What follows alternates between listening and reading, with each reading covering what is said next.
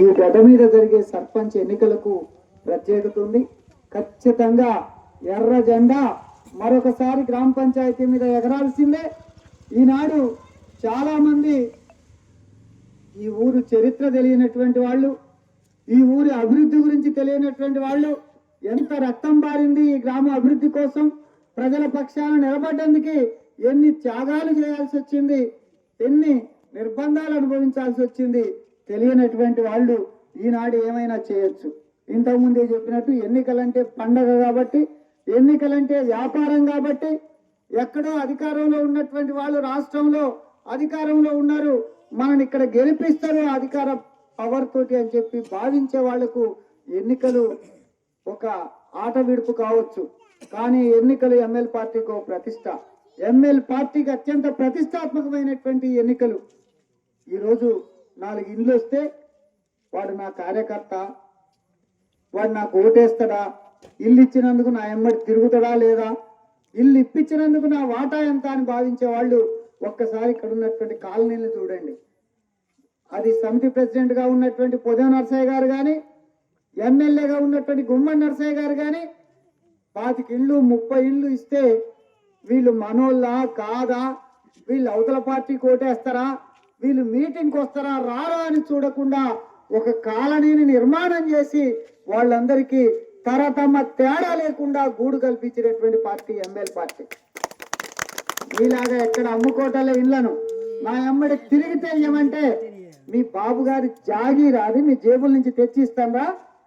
ఈనాడు మీరు పెట్టిన బెల్ట్ షాపులతోటి ఎంతమంది యువకులు తాగి లక్షల రూపాయల పన్ను ఈ రాష్ట్ర ప్రభుత్వానికి కడతారు, వేల కోట్ల రూపాయల ఆదాయం పుస్తలు దిగిపోతుంటే ఆ డబ్బులతోటి నువ్వు గవర్నమెంట్ నడిపిస్తున్నటువంటి మీరు ఆ డబ్బులతోటి ఇల్లు వస్తే ఆ ఇల్లు మాత్రం మా కార్యకర్తలకే అంటే మీ కార్యకర్తలు ఒక్కలే పన్నులు కడతంటే రాలే.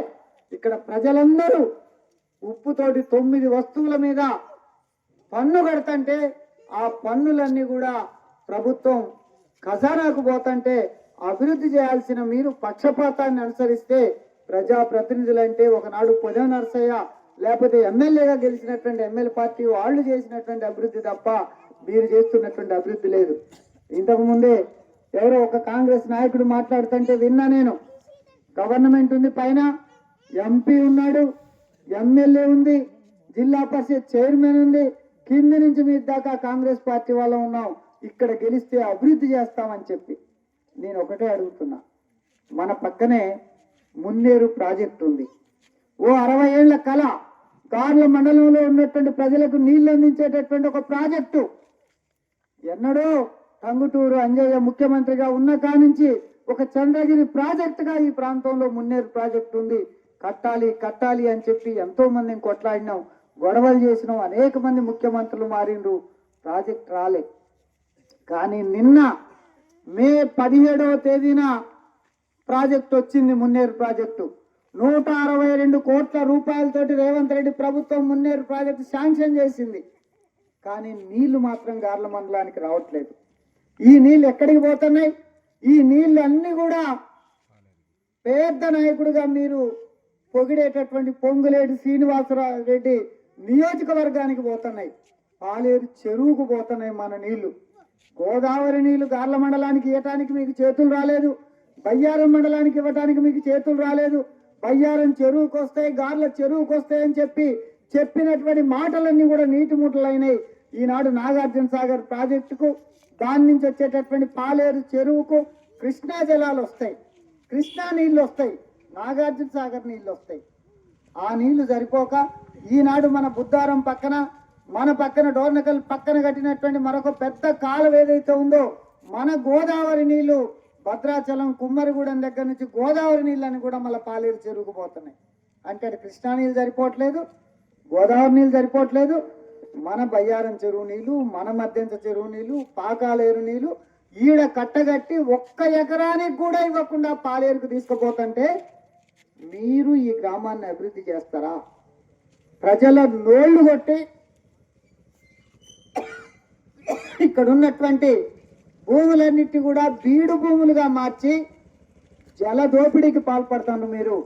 ఉమ్మడి ఆంధ్రప్రదేశ్ లో సంపన్న వర్గాల జల దోపిడీ కంటే కూడా పొంగులేటి శ్రీనివాసరెడ్డి జలదోపిడీ ఎక్కువ ఉంది, తుమ్మల నాగేశ్వరరావు జలదోపిడీ ఎక్కువ ఉంది.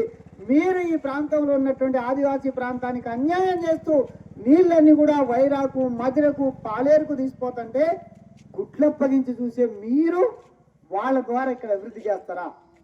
ఎమ్మెల్యే నోరు మెదపడు, మాట్లాడితే రేపు టికెట్ ఇయ్యడు, టికెట్ ఇచ్చినాక పొంగులేటి శ్రీనివాసరెడ్డి గెలవడానికి డబ్బులు ఇయ్యడు. కాబట్టి ఈ ప్రాంతానికి అన్యాయం జరిగినా మాకు అవసరం లేదు, నువ్వు ఇచ్చే టికెట్ కావాలి, నువ్వు ఇచ్చే డబ్బులు కావాలని చూసేటటువంటి ఎమ్మెల్యే ఈ గ్రామాన్ని అభివృద్ధి చేస్తారా? గెలిస్తే ఇక్కడ మన నోళ్లు కొట్టి నీళ్లు తీసుకుపోతున్నటువంటి పొంగులేటి శ్రీనివాసరెడ్డి మధ్యంతరం అభివృద్ధి చేస్తాడా? మొత్తం నా జన్మ ధన్యమైంది. భద్రాద్రి జిల్లాలో ఉన్నటువంటి 29 మండలాలకు నీళ్లు రాకపోయినా పర్లేదు, తిన్నోడికే తినబెట్టండి. మొత్తం నాగార్జున సాగర్ నుంచి 60 ఏళ్ల నుంచి పంటలు పండుతున్నటువంటి ప్రాంతానికి నీళ్లు దొబ్బుకొని పోయేటటువంటి ఆయన, నా జన్మ ధన్యమైంది అనేటటువంటి ఆయన, ఇంత అన్యాయం చేసిన ఆయన ఈ ప్రాంతానికి, మన గ్రామానికి న్యాయం చేస్తాడా? వీళ్ళనా మనం నమ్మేది? పంచాయతీకి ఈనాడు మీ గవర్నమెంట్ అధికారంలో ఉంది. కోరం కనకయ్య గారు కాంగ్రెస్లో గెలిచినా టీఆర్ఎస్లో పోయిండు, టీఆర్ఎస్లో గెలిచిన కాంగ్రెస్కి వచ్చి ఆయనకి ఎప్పుడు నిత్యం అధికారంలో ఉండటం అనేటటువంటిది అలవాటు. ఎన్ని నిధులు తెచ్చారు మీరు? ఈ గ్రామ పంచాయతీకి ఎమ్మెల్యేగా ఉండి మీరు ఇచ్చినటువంటి నిధులేంటి? గవర్నమెంట్గా ఉండి మీరు ఇచ్చినటువంటి నిధులేంటి? రాష్ట్రం నుంచి కేంద్రం నుంచి వచ్చేటటువంటి సాధారణ నిధులు తప్ప ఒక్క పైసా అదనంగా మీరు తెచ్చినరా?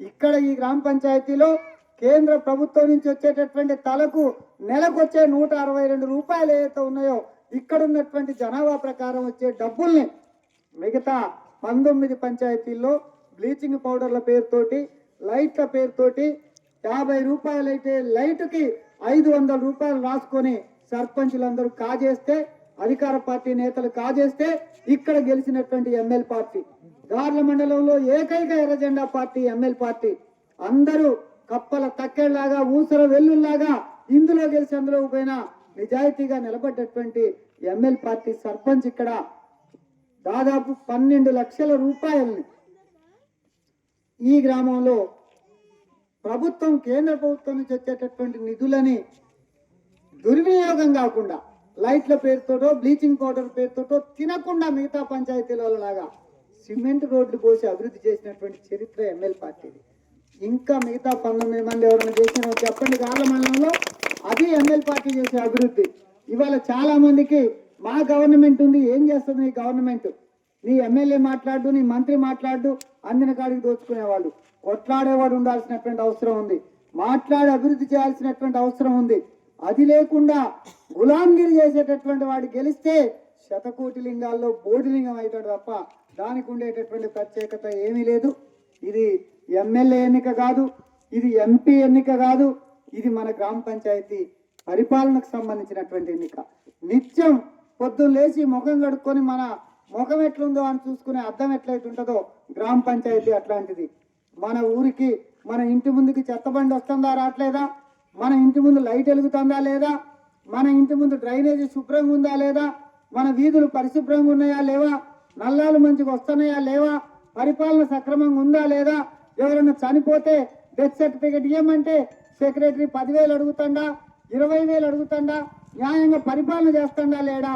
ఇవన్నీ రోజువారీ సమస్యలు, మనకు అవసరమైనటువంటి సమస్యలు ఇవన్నీ కూడా. ఇది ఎక్కడో ఎమ్మెల్యే గెలిచి 5 ఏళ్ళు 10 ఏళ్ళు మనకు కనపడకపోయినా మనకు పోయేది ఏం లేదు, ఆయన చూడకపోయినా మనం చేసేది ఏం లేదు. ఇక్కడ నుంచి కొండలరావు ఎంపీ గెలిచిండు, లేకుంటే నాదెండ్ల భాస్కర్ రావు ఎంపీ గెలిచిండు, రేణుకా చౌదరి గెలిచింది. మనకేమి మన ఊరుకు రాలేవాళ్ళు మనకు అవసరం లేదు. కానీ ఇక్కడ గెలిచే సర్పంచ్, ఇక్కడ గెలిచే పార్టీ నిరంతరం బాధ్యతగా మన ఊరిని కాపలా గాయాల్సినటువంటి వాళ్ళు, నిజాయితీగా ఉండాల్సినటువంటి వాళ్ళు ఉంటే ఈ గ్రామ పంచాయతీ అభివృద్ధి ఉంటుంది. ఇక్కడ ప్రజలకు తెలుసు. ఇక్కడ పోయినసారి గెలిచినటువంటి గ్రామ పంచాయతీ పాలక వర్గం కొన్ని సమస్యలు ఎదురైనా ఎంత ఓపికగా డీల్ చేశాం. గెలిచినాం, ప్రతిపక్షం అంటే మాకు లెక్కలేదని చెప్పి నెట్టేసుకొని వెళ్ళిపోవచ్చు, కానీ అది చేయలే. అధికారం ఎవరికి శాశ్వతం కాదు, ప్రశ్నించేటటువంటి వారికి ఛాన్స్ ఉండాలి, ప్రశ్నించనివ్వండి. మంచిగా చెడా ప్రజలు నిర్ణయించుకుంటారు. ప్రజా క్షేత్రంలో అట్లాంటి వాటికి అవకాశం కల్పించినాం. ఒక ప్రతిపక్ష పార్టీగా నిజాయితీగా పరిపాలన చేసినాం. ఈ గ్రామంలో ఒక విమర్శ లేని పరిపాలనని, ఒక ఆరోపణ లేని పరిపాలనని ఒక నీతివంతమైనటువంటి పరిపాలన చేశాం. అది ఎంఎల్ పార్టీ వారసత్వ చరిత్ర. ఎమ్మెల్యేగా గెలిచినా, సమితి ప్రెసిడెంట్ గెలిచినా, మండల ప్రెసిడెంట్ గెలిచినా అంత నిజాయితీగా ప్రజల కోసం నిలబడ్డటువంటి చరిత్ర మనది. ఇక్కడ మనకంటే ముందు ఉమ్మడి రాంపురం పంచాయతీ సర్పంచ్గా గెలిచినటువంటి కామ్రేడ్ భద్రు, తను తునికాపు ఉద్యమంలో మన వాళ్ళతో పాటు లారీలో పోతూ దురదృష్టవశాత్తు యాక్సిడెంట్ గురై మరి దాదాపు గత 10-15 సంవత్సరాలుగా చావు బతుకుల మధ్య కొట్లాడుతూ మంచం మీద ఉన్నటువంటిది మనం చూస్తున్నాం. అట్లాంటి భద్రు వారసత్వంతో, అట్లాంటి పొద నర్సయ్య గారి త్యాగపూరితమైనటువంటి నిస్వార్థంగా పనిచేసినటువంటి నాయకుల ఆశయాలతోటి, వారసత్వంతో ఈ గ్రామాన్ని ఖచ్చితంగా కాపలాగాద్దాం. అభివృద్ధి మనది. గ్రామ చరిత్ర అంటే ఎంఎల్ పార్టీ చరిత్రనే. ఎంఎల్ పార్టీ లేని మధ్యవంచ చరిత్ర లేదు, లేదు, ఉండదు. ఎవడు మధ్యవంచ చరిత్ర రాసినా అది ఎంఎల్ పార్టీ చరిత్ర లేకుండా, ఆ పేజీ లేకుండా మధ్యవంచ ఉండదు. ఆ వారసత్వాన్ని నిలబెడదాం, ఆ పోరాట వారసత్వాన్ని కొనసాగిద్దాం, ఖచ్చితంగా గెలిపిద్దాం. మీరందరూ ఏ ఉత్సాహంతో అయితే, ఏ పట్టుదలతో అయితే ఎన్నికలను తీసుకున్నారో కొంతమందికి ఆట విడుపు కావచ్చు, కానీ మనకు ప్రతిష్ట ప్రతి ఇంటి నుంచి ప్రతి యువకుడు కదలాలి, ప్రతి మహిళ కదలాలి, ప్రతి వాళ్ళని కదలాలి. పట్టుబట్టి కసితోటి మంచి మెజారిటీ తోటి ఈ గ్రామ పంచాయతీలో మనం విజయడంకా మోగించాలని చెప్పి, ఎర్ర జెండా ఎగిరేయాలని చెప్పి మీ అందరి పట్టుదలకు సంతోషాన్ని వ్యక్తం చేస్తూ, రేపు 14వ తారీఖు జరిగే వరకు కూడా, ఎన్నికలు జరిగే వరకు ఇదే ఉండాలని చెప్పి 14వ తారీఖు సాయంత్రం ఇంతకంటే రెట్టింపు ఉత్సాహంతో ఊరేగింపులో మీరంతా విజయోత్సవ ఊరేగింపు జరుపుకోవాలని